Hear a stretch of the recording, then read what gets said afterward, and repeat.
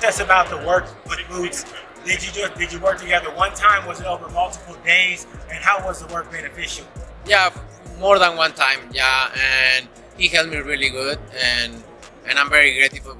This is the first time Canelo Alvarez has acknowledged that Jaron Boots Ennis played a crucial role in his training camp, using his blistering speed, pinpoint accuracy, and relentless pressure to help Canelo prepare by effectively mirroring Terrence Crawford's style. Do you think was there anything in particular that you guys worked on that you feel like was beneficial? No, he worked his team. He's very similar to Crawford. He switched guards too.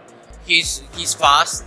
And he's a pretty good fighter, so I work really good. This is no random pairing. Years ago, Canelo trained with Boots' brother while preparing for another dangerous opponent. And now, history has come full circle as the younger Ennis steps in to add a new twist to Canelo's camp. Canelo Alvarez versus Terrence Crawford is shaping up to be one of the biggest events in boxing history, and Bernard Hopkins has openly sided with Crawford, noting that while weight could be a factor, Crawford possesses all the skills needed to outbox Canelo. There's an 85+ chance to beat Canelo. Why?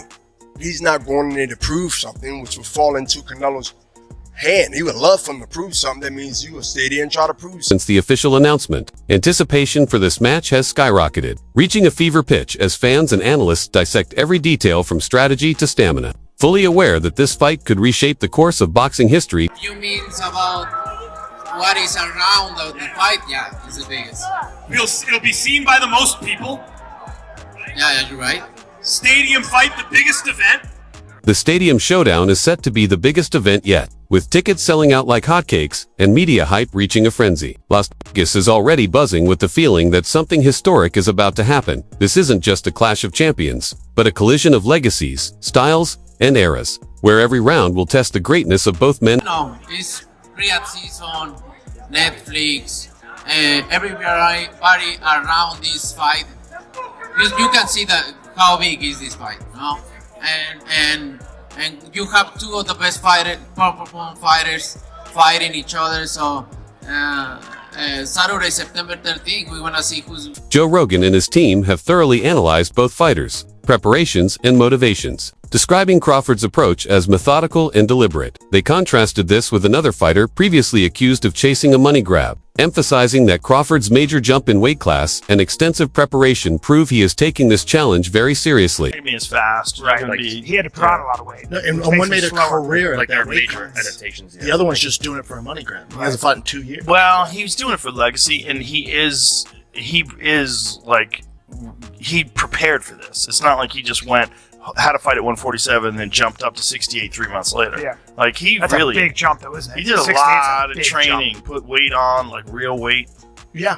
We'll see, they concluded, shifting their focus to boxing as a whole, from celebrity matchups like Jake Paul versus Mike Tyson to major bouts like Crawford versus Canelo. They noted that promoters often build massive hype around fights, but sometimes the action fails to deliver, hinting at skepticism over whether this clash will live up to expectations or fall flat. I'm interested in that. Yeah. Just because I think Crawford's that good. I just don't think, I think this is the problem with boxing. They build these things up like, you know, Jake and Tyson, and people think to me this great product, or Crawford and Canelo, and it's not, there's not much action. Bro, I'll tell you who's the It's just- real fucking When asked about Terrence Crawford's condition ahead of their fight, Canelo Alvarez expressed both excitement and respect, admitting that Crawford looks strong and well prepared after seeing photos and videos of him training at a heavier weight. Canelo said that witnessing Crawford in such great shape only fuels his own motivation and confirms that this will be a true clash between elite fighters. September 13th, right? What do you think of And this spin jump? he looks good, but I like it because, you know, it's when you realize it's going to be a Both men boast all-star resume. With Crawford remaining undefeated and ranked among the sport's modern elite, he is attempting to make history by becoming undisputed in a third-weight division during the four-belt era, an accomplishment never before achieved. Showbiz, the adult, in his passionate analysis of the fight, made it clear that he believes Terrence Crawford will struggle to cope with Canelo Alvarez's size and power. Something that I've known from the very beginning, that all the stuff I've mentioned, head movement, jab to the stomach, counter ability, resume, experience, all of that falls behind this one big reason why Canelo beats Crawford. Terrence Bud Crawford is too small and not strong enough to block Canelo's punches. How are you going to win a fight when you can't block it. He argued convincingly that Canelo's punches will carry extra power due to the risky weight jump, warning that if Crawford cannot effectively counter the heavier man's shots, it could cost him the fight. Block his punches either. But Floyd is so fast. But also, he was fighting him at a catchweight of 152, where he could carry the weight better. He wasn't 38, that's another thing. He didn't allow Canelo to get to Crawford at 38, weighing in at 168, fighting at 168. His legs aren't going to have enough life to stay away from Canelo for 12. So what's another way to defend? Block. And he's not going to be able to block Canelo's punch. Canelo, the stakes are just as high. As the most marketable star in Mexican boxing and the sport's global face, many fans believe he has already cemented his legacy. But a victory over Crawford would further prove he is the true master of the higher weight classes, capable of adapting to any challenge. The atmosphere in Las Vegas was electric during the grand arrivals, but not everyone was friendly. As Terrence Crawford made his way through the crowd, a noticeable wave of jeers came from Canelo Alvarez's supporters.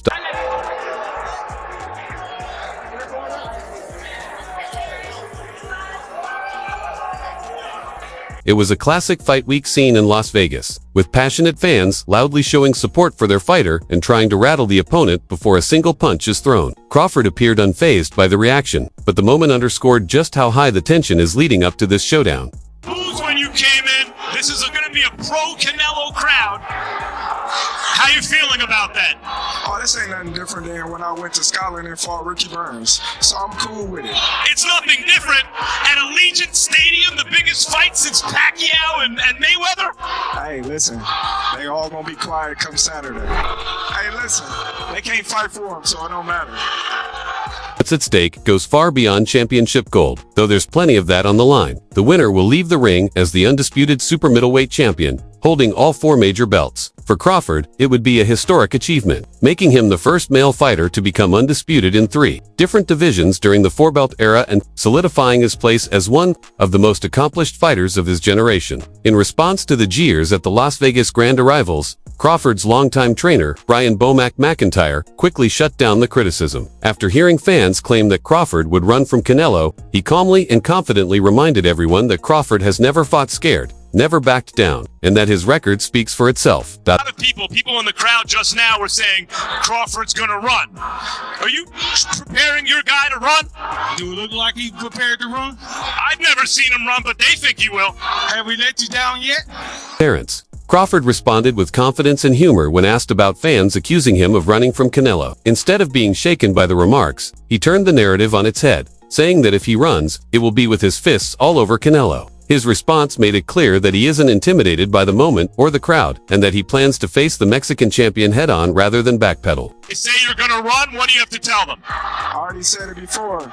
Before we got here, I said I'm gonna run upside his head.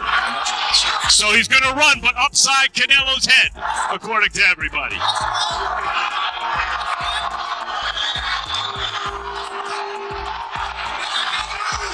That's right.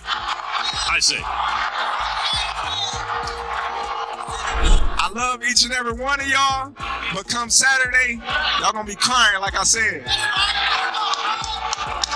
When asked about the boos and doubters, Terrence Crawford stayed composed and spoke like a man who's been in this position many times before. He reminded everyone that it's not the first time fans have gone against him, and pointed out that no outsider can step into the ring and fight his battles. For Crawford, the noise doesn't distract him, it sharpens his focus. He even framed the negativity as extra motivation, likening it to icing on an already finished cake, showing that he thrives on proving people wrong. Crawford said, "It's not the first time people went against Terrence Crawford. They can't fight for me, so it doesn't matter. It just puts a little more icing on the cake." Physically, the playing field is nearly even in height. Canelo stands about 5 feet 7.5 and Crawford 5'8", but the real difference lies in weight and natural size. Crawford is moving up to full divisions, from junior middleweight to super middleweight, a rare and risky leap into a division where opponents are heavier, stronger, and accustomed to carrying more power. Adding to the conversation, John Ryder, who has shared the ring with Canelo, offered insight from first-hand experience. His perspective carried weight as someone who has felt Canelo's power up close, not just watched from the sidelines. Ryder described the upcoming bout as a clash of 2 fighters from different generations, each with the ability to change the fight's outcome in an instant.